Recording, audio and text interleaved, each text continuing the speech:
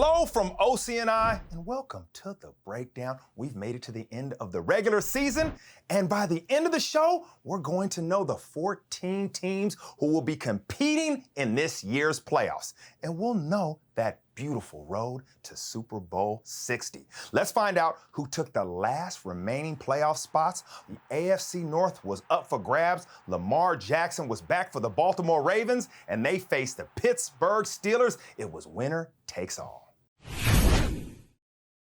Lamar Jackson and the Ravens back to the 50. Here we go. First play, Henry, right, and Derrick Henry into the open field right away and down the sideline. Into Steelers territory. No Rashad Bateman, the receiver's out for the Ravens. Pressure from the Steelers. Jackson throws complete, and downfield for the touchdown is Devontae Walker. Tyler Loop, he's had a good season from 40. Loop knocks it through. Missed multiple 50-plus field goals and warm-ups. But he dialed it up for showtime. Smith in motion, hits, Gainwell, tries to cut it inside, not gonna get there! Alohi Gilman says no! First and goal. Hayward again. Pushed in, flag comes down. He has broken the play and he's in the end zone. We'll check the flag. It's ruled a touchdown. It's ruled a touchdown by the official who threw the flag. So that might be your indication it's against Baltimore. Let's see.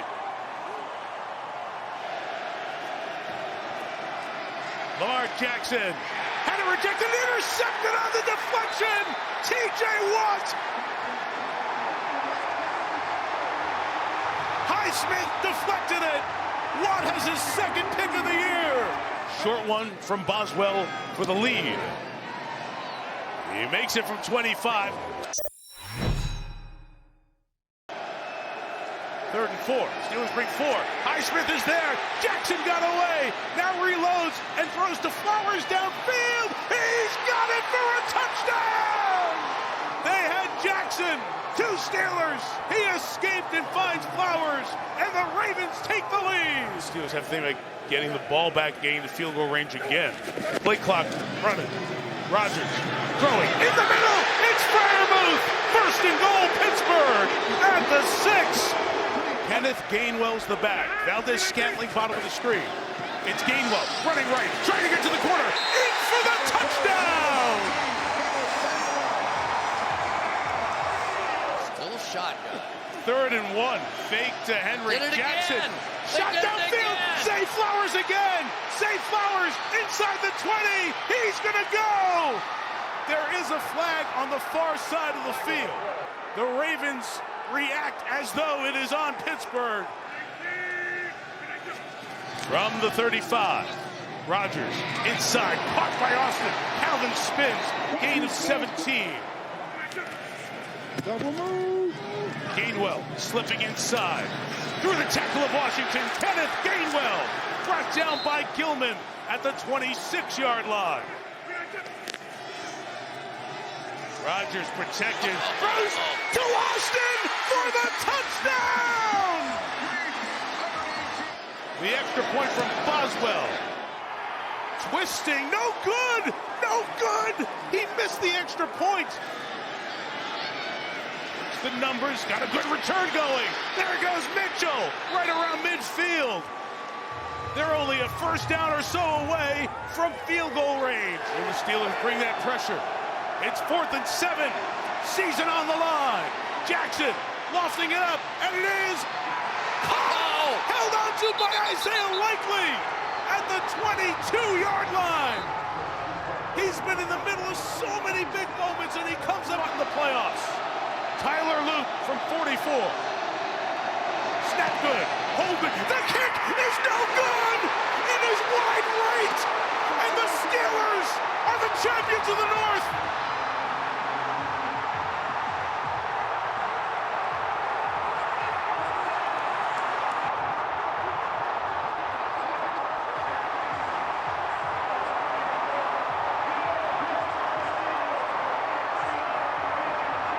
lot of emotions. Couldn't believe we're in that position. Hope he doesn't make it. You know, it's always kind of, you watch the kicker. I was watching Ben too, because he was trying to block it. And, you know, you're watching the kicker and the ball just seemed to be heading right to start. So, just, you know, it's chaos, disbelief, gratitude, a lot of emotions. Lamar, it's kind of the emotions when a season ends that way.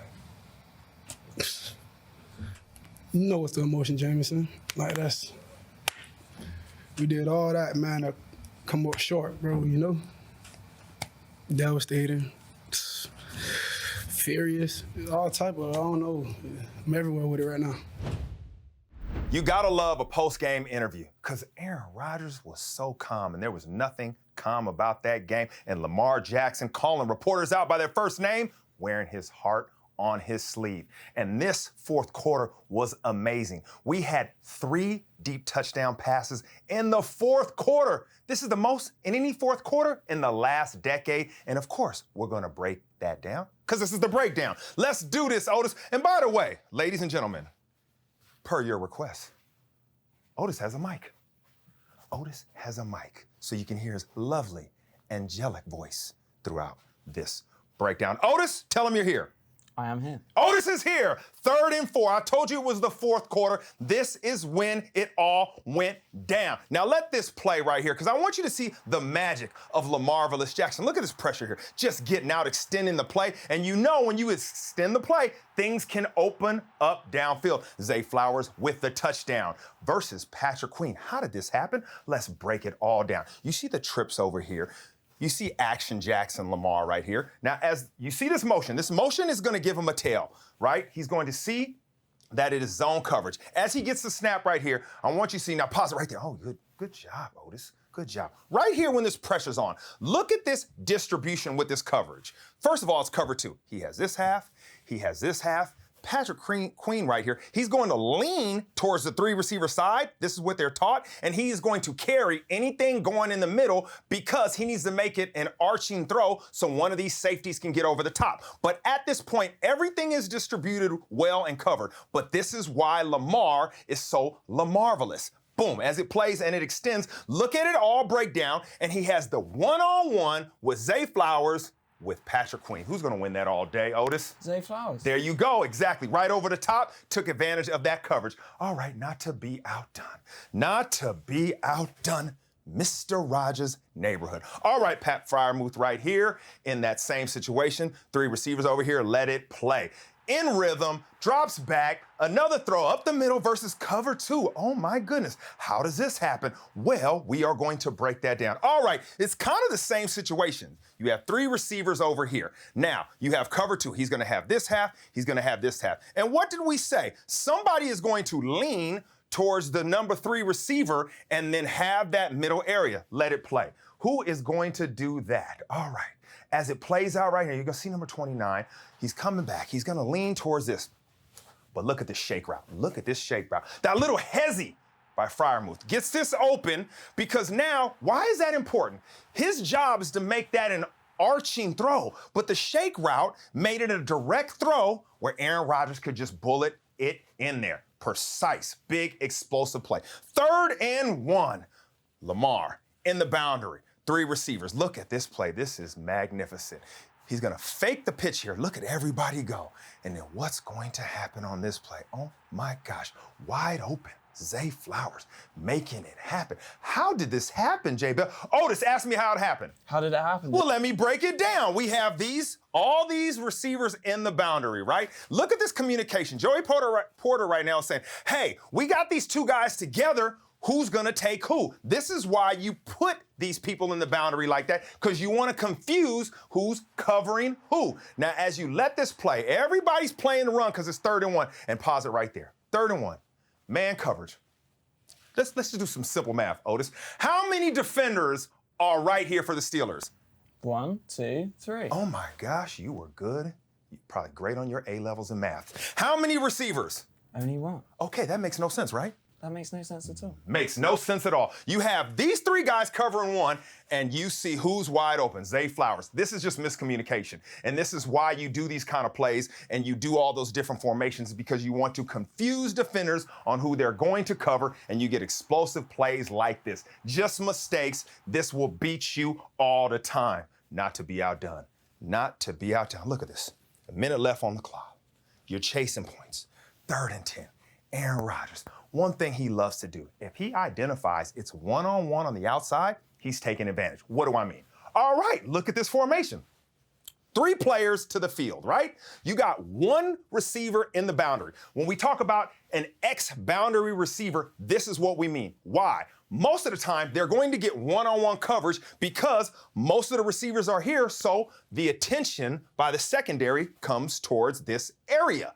And when he sees that, he will attack, let it play. This is what Aaron Rodgers does well. Identifies this one-on-one, he's taking a shot outside. Low-risk throw, he loves it. But how is Calvin Austin this open? We learned a word last week, Otis. It started with a B. What would that word be? Would that be biomechanics? Oh, yes, and we had someone who spelled it extra well, and I think we owe them lunch. Now, if you see this play out, this is bad biomechanics by the guilty defensive back. Pause it right there. Oh, yes, Otis, you are on your game today. What do I mean? Look at this. Anybody at home can think, this right here is not an athletic stance. This is why you see us drill all day. Backpedal, breaking. Because our feet, they're underneath our body. And right now, my man, I'll be honest, he thinks he's a smooth criminal. He thinks he's a smooth criminal. Have y'all seen the video Smooth Criminal where Mike just leans like that? Yeah, that'll get you falling flat on your face, like OC's kids would say, flat on your face. And that is how you come up with a play like that. And it was another falling flat on their face for the Ravens at the end of this season. Now, 2 years ago, Zay Flowers had a goal line fumble against the Chiefs in the AFC Championship game. And last year, Mark Andrews, who usually has the safest hands on the block, dropped a 2-point conversion in the playoffs versus the Bills. It's going to be a long offseason, and you saw it on Lamar's face. It's going to be tough. Right. We're going to move on to another division that came right down to the wire. It was spicy. The NFC West title was decided on Saturday night between the Seattle Seahawks and the San Francisco 49ers. And the winner of this one got themselves a first-round bye in the playoffs as the NFC's #1 seed. Robert Saleh, their coordinator. Play action from Darnold, drops it off. That's Walker. Not tripped up, still on his feet and rumbling down inside the 40. Robbie Oots, the fullback. Charbonnet behind him. Time runs out. Darnold is dumped. 3rd down and 2. Charbonnet. He's got it and plenty more. Touchdown, Seattle.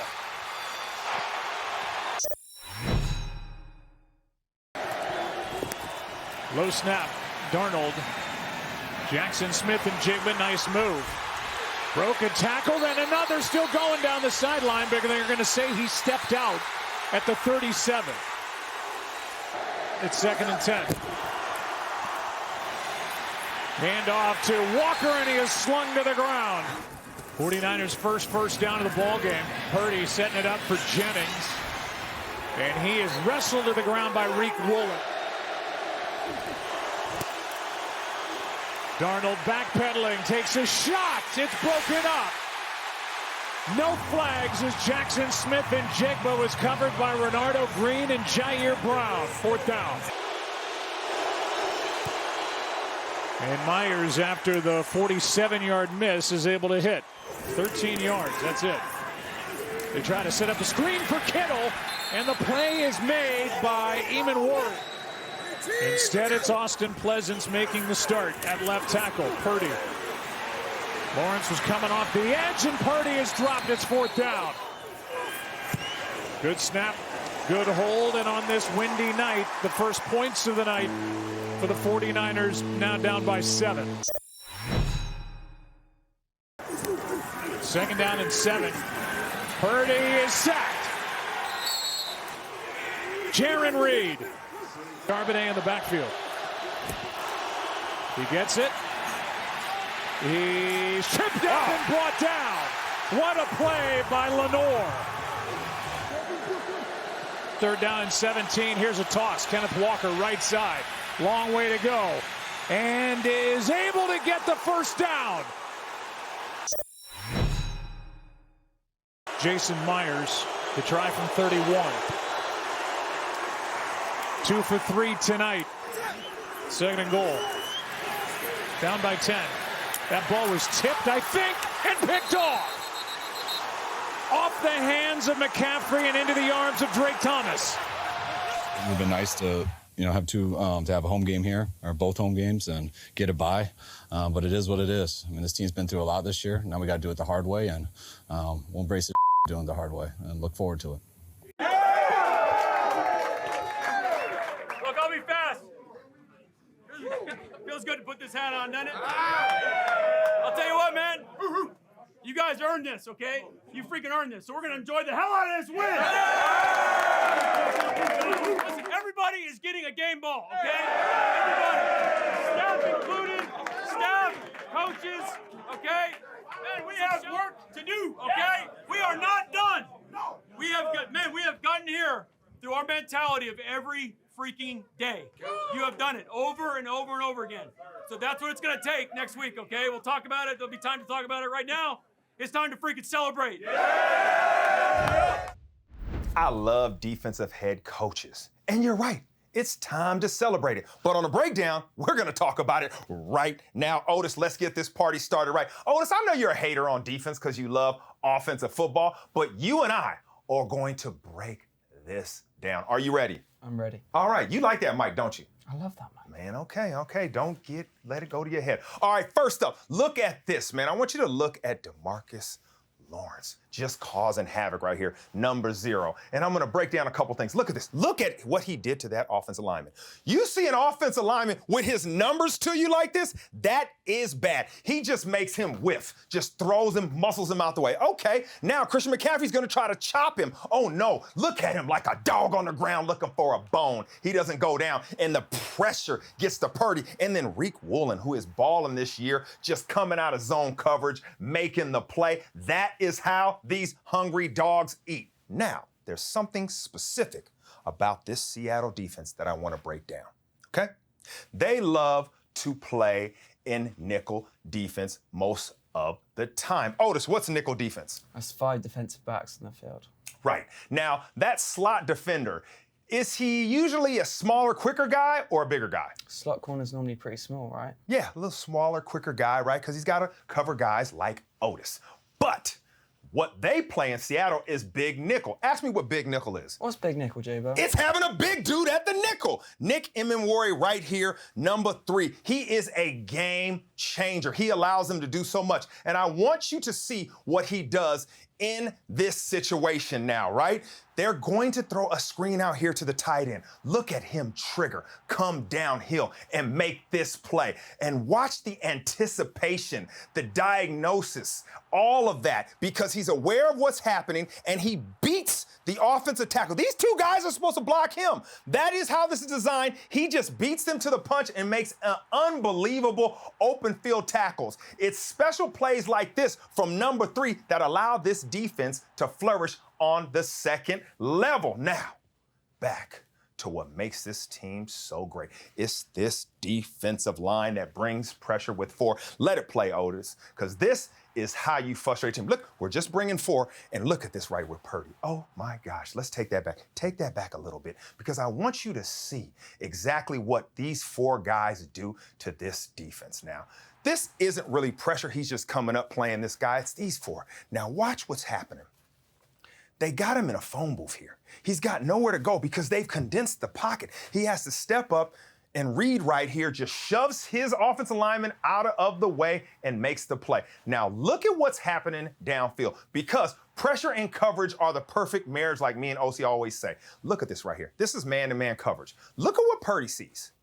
Covered, good coverage, good coverage. You got your middle field safety covered over there. He's looking here. He's got to make a pinpoint accurate throw. So he wants it to open up a little bit to get clear, and it's not. So he takes off, Boom, right there because of proper rush angles. And look at that. That's just letting them know. I love when defensive linemen dance. Don't you, Otis? I love that. I mean, they got so much swag, man. So much swag. Now, one thing pressure does well is it cracks pipes all the time. That's why plumbers are always employed. Don't plumbers seem to always have extra cash on them? Because the pipes are always breaking. Look at what happens here. You're going to have that situation right here. You're going to heat up Purdy. He's going to throw a pass that's a little inaccurate. And look, right there, causing a turnover. Pressure and turnovers right here by Drake Thomas. Look at that. Pressure coming up. You tip the ball, a little inaccurate, thrown a little bit behind. McCaffrey can't hold it. The awareness by Drake Thomas to come up with a pick in the red zone, on the goal line. Championship defense. That's what we're watching. We're watching a Super Bowl defense. And that is exactly why the Seattle Seahawks are celebrating right now. Phenomenal. All right, I love a little no huddle because it speeds things up. So we're going to head back over to the AFC. We have two big questions left to decide on Sunday, and they were who was going to win the AFC South and who would be the #1 seed.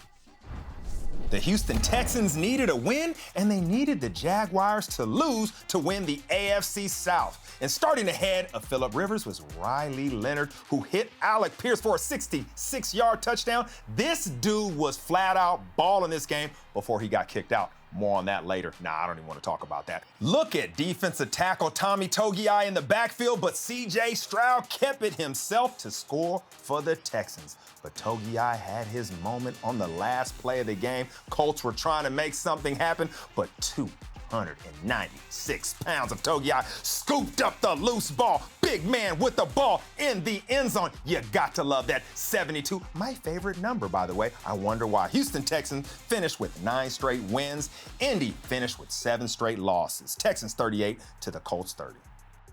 And look at my man Trevor Lawrence with that shirt on, celebrating his daughter's birthday. But despite that win for Houston, the Jaguars easily defeated the Tennessee Titans to clinch their division. Lawrence had 3 touchdowns in the first half, starting with his 23-yard pass to his favorite target, Parker Washington.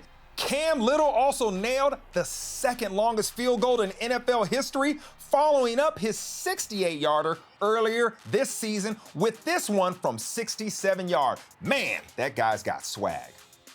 The New England Patriots kept the pressure on the Denver Broncos right up until the end as they beat the Miami Dolphins in Foxborough, and running backs Travion Henderson and Ramondre Stevenson had 5 total touchdowns between them, and Stevenson catching a 15-yard pass from Drake May. The Patriots 38, the Dolphins 10.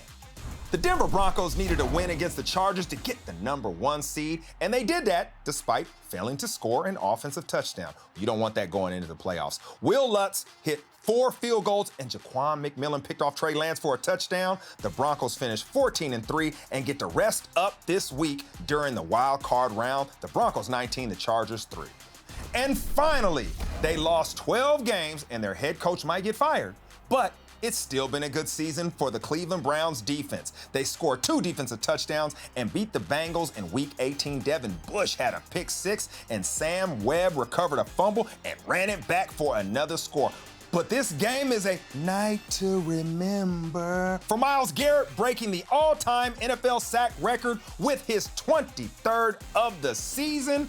My goodness, Defensive Player of the Year. What a season. What a moment for him and his family. The Browns 20, the Bengals 18. What were the emotions running through you as you got that sack? I can't lie, I was nervous as hell. I had a dream last night that I didn't get it, and all the feelings that come with that. I woke up, I think I was sweating, and then I was like, there's no way I'm gonna let that be my destiny. So I was just fighting like hell to rewrite not only history, but I feel like my own destiny. Well, well, well, Myles Garrett, take your victory lap. All-time sack leader with 23.5 sacks, beats out TJ Watt and my good friend Michael Strahan. Shout out to Stray.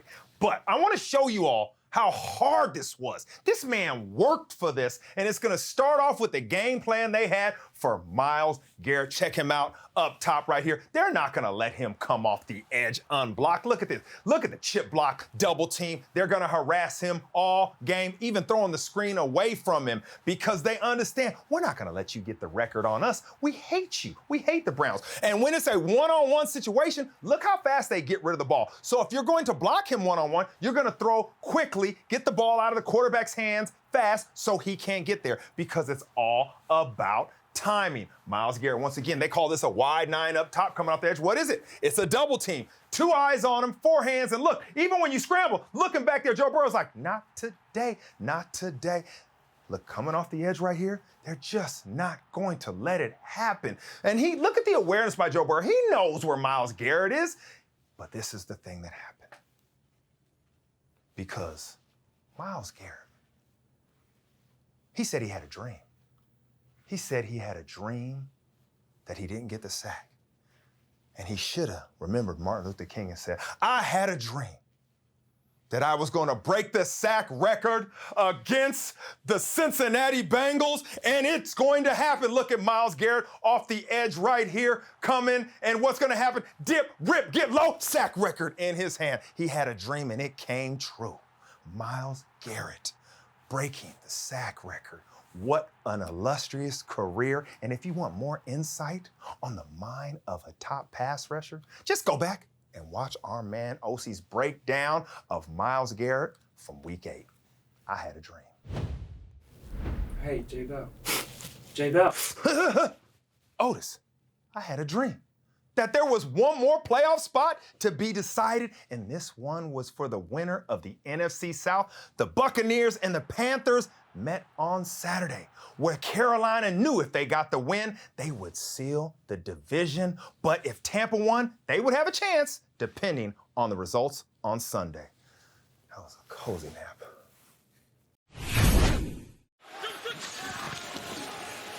Mayfield from the pocket, swings it across the middle, touchdown, Aden. And Tampa Bay right down the field on first blood. It's 7 and 3rd. Mayfield has time. Down the middle, throws an interception. Picked off by Christian Roseboom. And Roseboom makes the plays. The Panthers looking for a spark here. See, it's been a struggle producing touchdowns on these red zone trips for the Panthers. Young flips it short, caught, Tremble, touchdown. No hurry here, you're right, they've got all 3 timeouts. Mayfield on the move here, stepping up, trying to create. Go scanning the field, so he got the ball, and now finally throws it down to Aden. Aden banged out of bounds. Evan Deckers to snap it to him. No drama.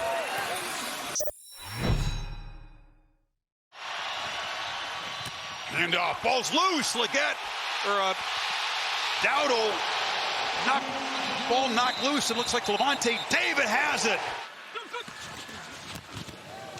On the move on 2nd down, Mayfield pitches it downfield, and wide open is Tez Johnson. They left him alone. More importantly, they took off almost 6 minutes of clock time on the drive and the block. Play clock at 2. Pressure does come. Young backpedals, heaves downfield. It's McMillan wide open behind the defense. So that catch put McMillan over 1,000 yards in his rookie season. First to do so for this team since Kelvin Benjamin, also a first-round pick. From the pocket, Young looks end zone, jump ball, caught, touchdown. Jalen Coker. It's a bootleg. Mayfield on the move, flips it short, catch made, first down. Aden. A monster game, a touchdown to open it, and perhaps a catch to seal it. Decided tomorrow, barring something crazy from Young. Now they pitch it short, and the catch is made by Coker. Looking to pitch it around. McMillan's got it. He goes back to alignment, and that's it. Time runs out, and Tampa stays alive. Now, Otis, that game was about as exciting as you waking me up from my nap.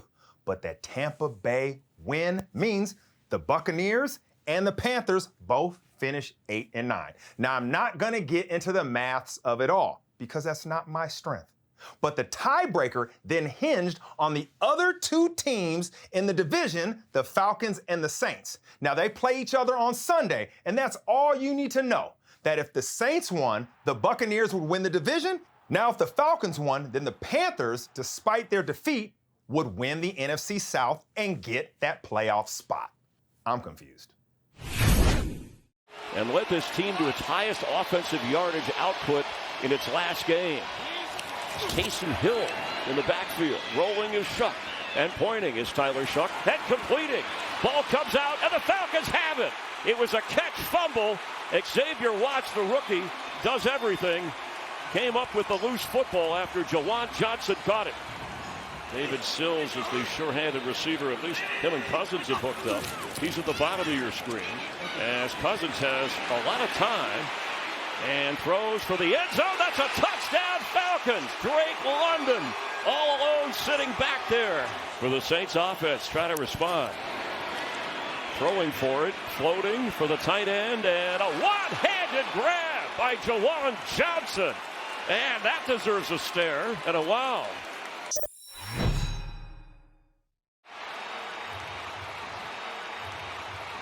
On 3rd and 6. Oh, somehow he got wide open. Estime, the running back, gets a first down. Taysom Hill is back there. Shuck fakes to him. Shuck is going to try and race to the corner. Chased, but he gets in for the touchdown. Drake London in motion, bottom of your screen. Fake Cousins is looking for London, and he's got it. Shuck. Can he run for it? He's going to have to throw it. Open at the sideline. He's got it. Catch made. Jawan Johnson. Tyler Shuck. And it's intercepted. The Falcon takeaway. D. Alford on his way. Eventually slowed down by Austin. Shuck for the end zone. In the corner. One-handed. That's a touchdown, Ronnie Bell! Wow. Amazing catch!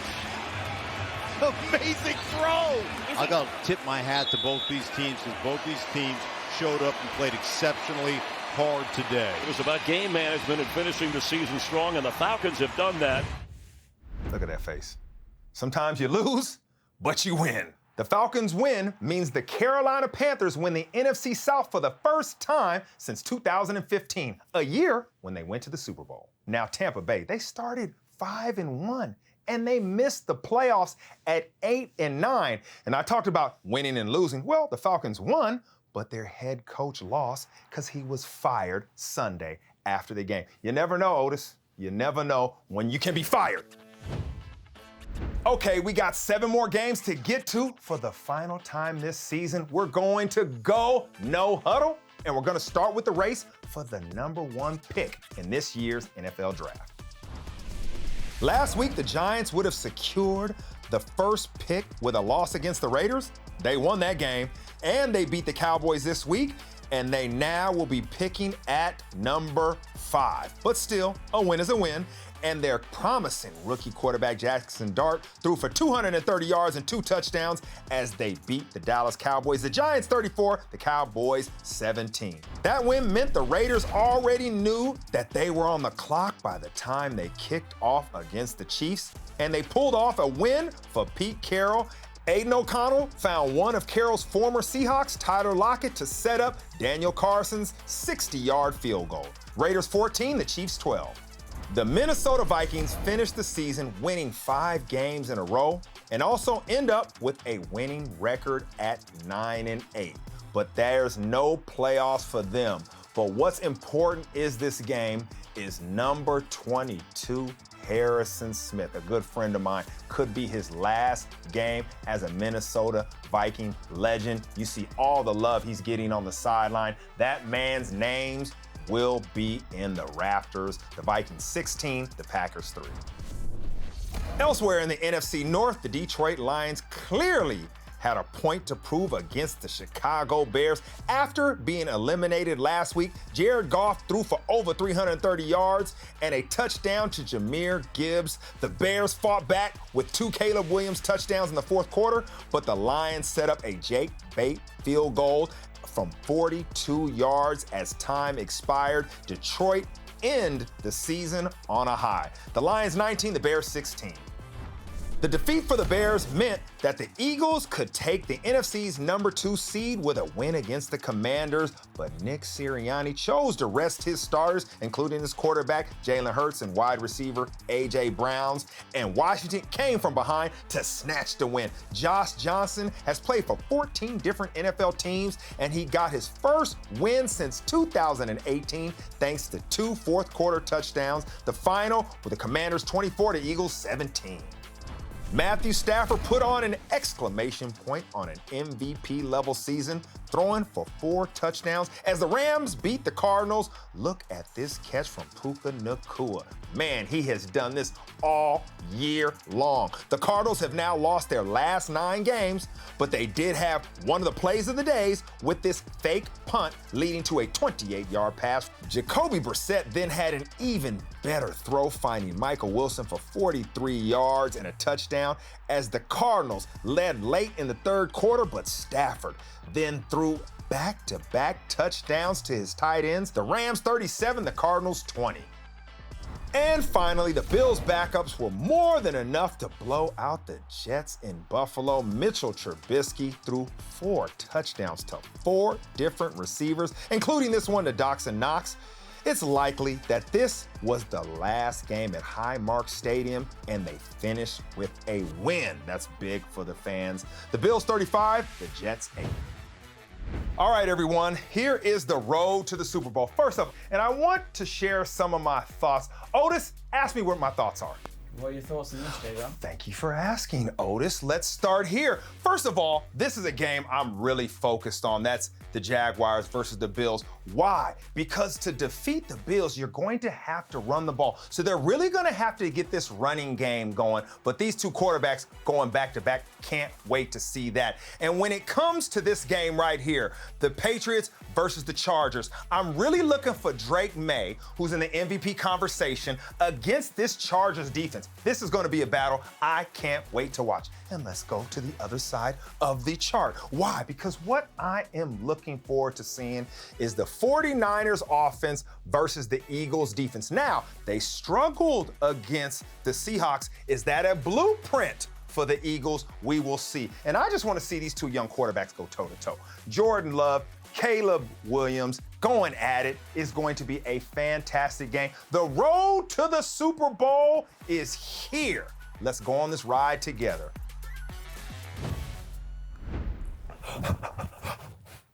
Don't start without me. This is my favorite part. No preparation needed. It is that time.